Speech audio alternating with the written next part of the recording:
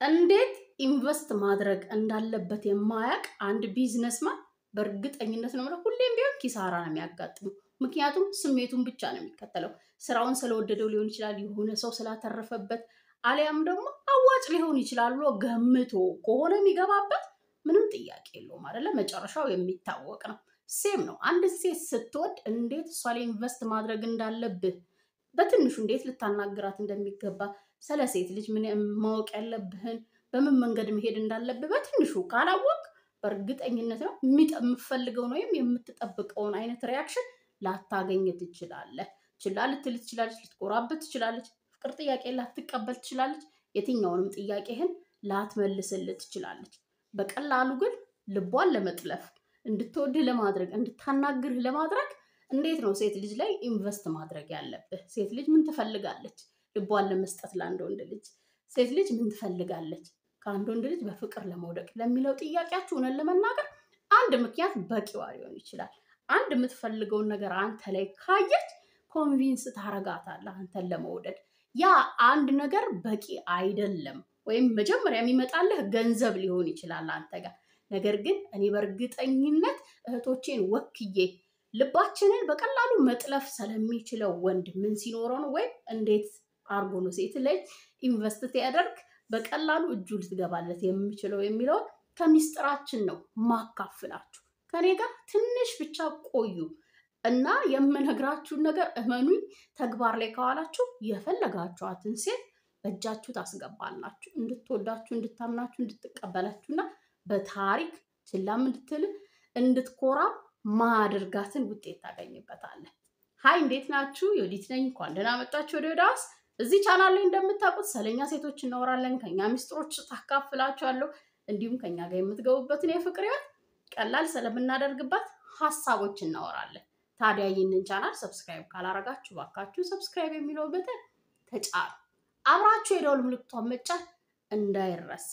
ለብዙ ወንድሞቻችን ደርስ ደግሞ የቪዲዮን ሀሳብ 1 ሰከንድ በመውሰድ ላይክ እናደርጋለን። አብራችሁን ቆዩ። አንደኛው ቃላት ናቸው። ወንድ ልጅ ሴት ልጅ ላይ በደንብ ኢንቨስት ማድረግ ያለበት ነገር እንድትወደው ከፈለገ ቃላት ናቸው። ሴት ልጅ ምን አይነት ቃላት መስማት ትፈልጋለች? አውቃለሁ ልባችሁን እንደሚገዛ፣ ደካማ ጎናችሁ እንደሆነ፣ ሳክስ እንደምትወዱ አውቃለሁ ልትል ትችላለህ። ምን ልበላት ለሚለው ጥያቄ እኔ የምነግርህ ቀጥታ ጎግል ወይም ቻትጂፒቲ ሴት ልጅ መስማት የምትፈልገው ቃል ብለህ ጠይቀው ይመልስልሃል። እኔ ግን ሴቶችን ወክዬ በእርግጠኝነት ቃላት ኢምፕረስ ልታረጋት ትችላለህ፣ ወደ አንተ እንድታይ ልታደርጋት ትችላለች። ነገር ግን እዛው ለአንተ የሰጠችውን ቦታ፣ ፍቅር፣ ክብር ከፍ አርጋውና ሳይዙን አይነቱን እየጨመረች እንድትቆይ ከፈለግክ ግን የነገርካትን በተግባር መቀየር መርሳት የለብህም። የገባኸውን ቃል ወይም ፕሮሚስህን መጠበቅ መርሳት የለብህም። የምታወራው ነገር ከውሸት የጸዳ። ለምሳሌ ስታደንቃት፣ ቆንጆ መሆኗን ስትነግራት ከውጫይ ከፊዚካላዊ ውጪ ሰዎች የማያዩትን ወይ ያለመደችውን ዲፕዳውን ያየከውን ነገር ፓሽኗን ሊሆን ይችላል፣ ጥረቷን፣ ጥንካሬዋን ማድነቅ ስትችል የሴት ልጅ።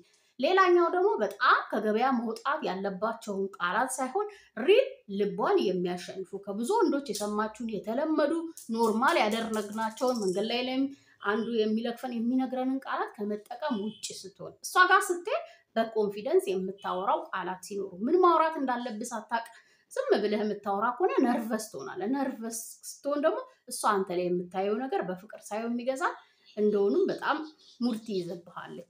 ቃላት ይገዙናል፣ ደካማ ጎናችን ነው፣ ልባችንን ይጠልፋሉ። ምን ምንድን ናቸው ለሚለው እንዳልኩ ጎግል እና ቻትጂፒቲን ጠይቅ። ነገር ግን ሪያሊቲውን ከኔ ሰምተሃል።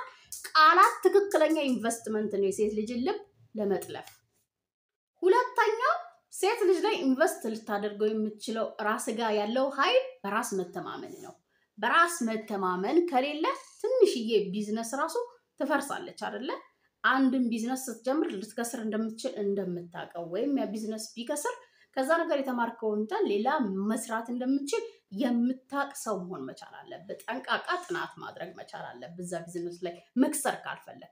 ለአንድ ሴት ልጅ ያለህም የፍቅር መጠን ወሳኝነት አለው። ስለዚህ ወደ እሷ ግን ስትሄድ ፍቅርህን ለመግለጽ ሊሆን ይችላል፣ አሊያም ደግሞ እንደወደድካት ለሷ ለመንገር በምትሄድበት ሰዓት ቀለል ማለት መቻል አለብህ። ወደሃት ነው እንጂ ሄድከው ያለሷ መኖር እንደማትችል ልትነግራት አይደለም የሄድከው። እሷ ባትቀበል ፊትህን አዙረ የምትሄድ ማትለምን ማትለማመጥ ማንነት ያለክ መሆን በራስ የምትተማመን ባይዘው ይሄ በጣም ሱፐር ፓወር አለው።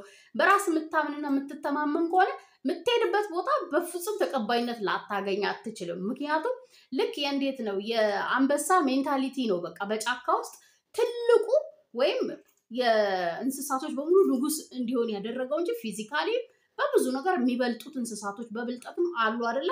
ስለዚህ ያ ሜንታሊቲ ማለት በራስ መተማመን ብሄድም እምቢ አትለኝም ብለህ በዛ ላይ ደግሞ በራስ መተማመን የሚሰጡ ነገሮች ላይ በደንብ የሰራ ሰው መሆን አለበት። ፋይናንሻሊ ሊሆን ይችላል፣ ዋቴቨር ንጽህና ላይ ሊሆን ይችላል፣ ንግግር ላይ ሊሆን ይችላል። እነዚህ ላይ በራስ መተማመን ዝቅ ሊያደርጉ ይችላሉ ብለህ ያሰብካቸው ነገር ላይ ስራ መጀመሪያ። ስለዚህ እነሱ የሚሰጡን ነገር ይዘህ ስትሄድ 100% አሸናፊ ነው የምትሆኑ። ምክንያቱም እኛ በተፈጥሯችን ልባችንን መጥለፍም ማሸነፍም መርታትም ኦር እድል የማይሰጠን ለኩራትም ለምንም በራሱ የሚተማመን ወንድ ነው። ይታይባቸዋል። ማየትን ማንበብንና ፊልም ማድረግን ለእኛ ተው። በራስ መተማመን ካለክ የትኛዋንም ሴት ልብ የመጥለፍ አቅም አለክ። በራስ ተማመን። ሶስተኛው ማንነት ነው። ማንነት ለወንድ ልጅ ትልቅ ኢንቨስትመንቱ ነው። የምትወዳት ልጅ ለፍቅር ህይወት፣ ለጓደኝነት፣ ኢቭን ለሴክስ ህይወት የምትመርጣት ሴት አንተ የምታስበውን ይዛ ነው የምትመጣው። ሁሉም ወንድ በሚባል ሁኔታ እኔ ገንዘብ ካለኝ በገንዘቤ የፈለኳትን አይነት ሴት ህይወቴ ያስገባለሁ፣ እንድታፈቅረኝ ማድረግ እችላለሁ የሚል አቋም አለው። ግን በቀላሉ አንድ ምሳሌ ልንገራችሁ። ሁላችሁም ስማርት ስልክ ካላችሁ ስልካችሁ ላይ ቲክቶክ ላይ የምታዩት ቪዲዮ አለ አይደል? ገንዘብና ፍቅር ብለው አበባና ብር የያዙ ልጆችን ኦልሞስት ወንዶቹ ናቸው ብሩን የሚያነሱት። ፍቅርን የሚመርጡ ሴቶች 90% ይሆናሉ። ይህ ትልቅ ምስክርነትና ማመን ያለባችሁ እውነታ ነው። የምታስበው ገንዘብ ያላትን ከሆነ ወይም ሴቶች ገንዘብ ነው የሚወዱት ብለህ ካሰብ ቀጥታ ገንዘብ የኖረ ቀን ገንዘብ የምትፈልገው ህይወት ትመጣለች።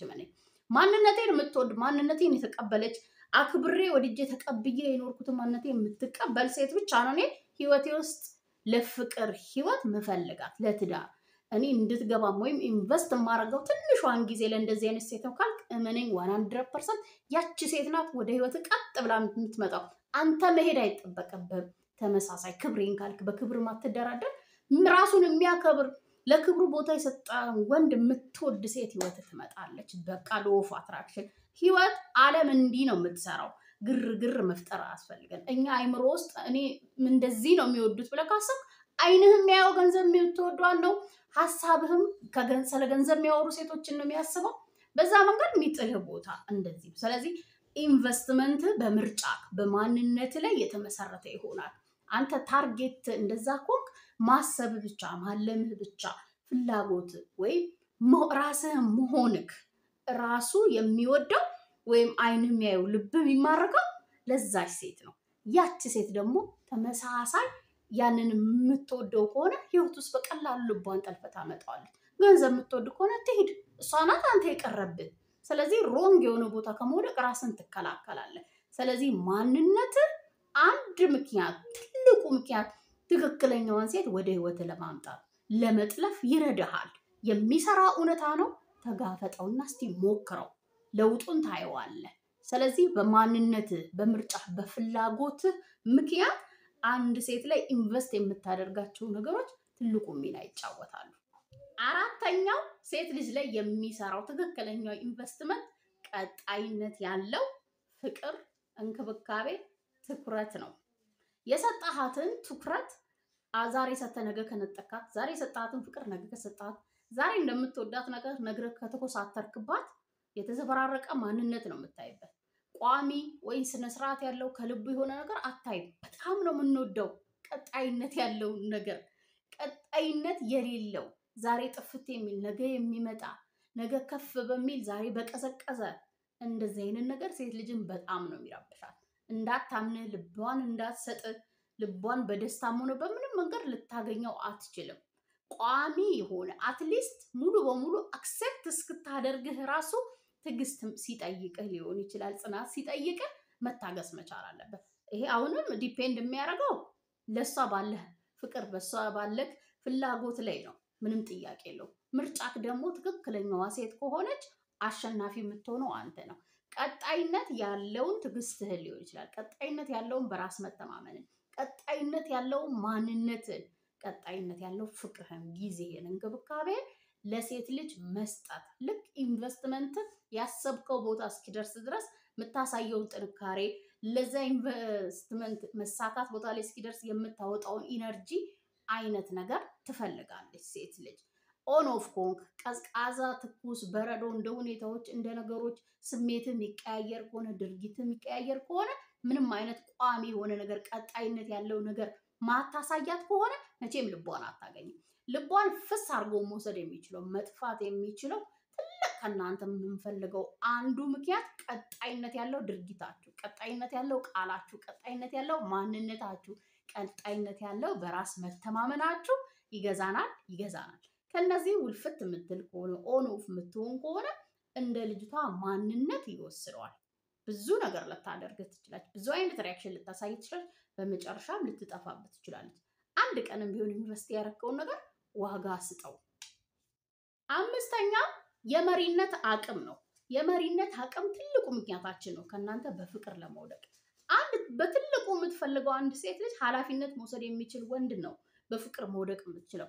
ለፈለግከው ስራ ወይ አሁን ኢንቨስት ላደረግከው ምሳሌ ለሱ ኃላፊነት መውሰድ ካልቻልክ፣ ኃላፊነት እንዳለብህ ካልተሰማክ፣ ኦር እዛ ቦታ ላይ ኃላፊ መሆን ካልቻልክ፣ መሪ ካልቻልክ ለዛ ፕሮጀክት ሺህ ሰራተኞች ቢኖሩ ያ ድርጅት መክሰሩ ወይም መፍረሱ ማይቀር ነው የሚሆነው። ስለዚህ አንድ ሴት ህይወት ውስጥ ስትሄድ ሙሉ በሙሉ ኃላፊነት የምትወስድ የመሪነት አቅም ያለህ ወንድ። መሪ ከሆንክ ደግሞ ህጎች አሉት። ከዚህ በፊትም ነግሬያቸዋለሁ። እንድታከብርህ እንድትወድ ዋጋ እንዲገባ ማድረግ የምትችለው አንተ ነው። ያን የምታደርገው አንተ ላይ ራስ ላይ መጀመሪያ በማድረግ ነው። ራስን በማክበር፣ ራስን በመውደድ፣ ራስን በመንከባከብ ዋጋክን ወይም ስታንዳርድህን ስለወደድካት ብቻ የምታወርደው ከፍ የምታደርገው እንዳልሆንክ በማሳየት ነው።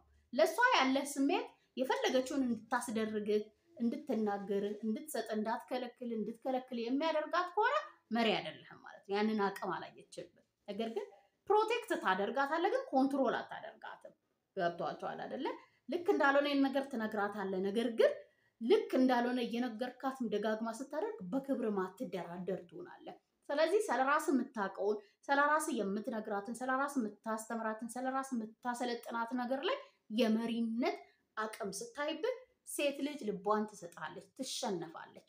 በቃ በአጠቃላይ ያንተ የመሆን ቀሪ ጊዜህን በሙሉ የምትፈልገውን አይነት ሴት ትሰራበታለህ። የመሪነት አቅም ወይም የመሪነት ኃይል ካለ ሴት ልጅ ከአንተ ጋር በፍቅር ለመውደቅ በትልቁ የምትፈልገው ምክንያት ነው።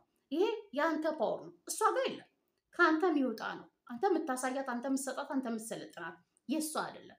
ኃይልህ ግን ለእሷ በፍቅር ለመውደቅ ልቧን ለመጠለፍ ምክንያት ይሆናታል። ተጠቀመው። ሀሳቤን ከወደዳችሁት፣ ከተቀበላችሁት፣ ካመናችሁበት ለእኔ በላይ ካሳውቁኝ፣ ለሌሎች ይጠቅማል ብላችሁ ካመናችሁ ሼር አድርጉ። እኔ ታችሁ በሌላ ቪዲዮ በሌላ ሀሳብ ተመልሼ እስክመጣ ቻው፣ ሰላም ሁኑልኝ።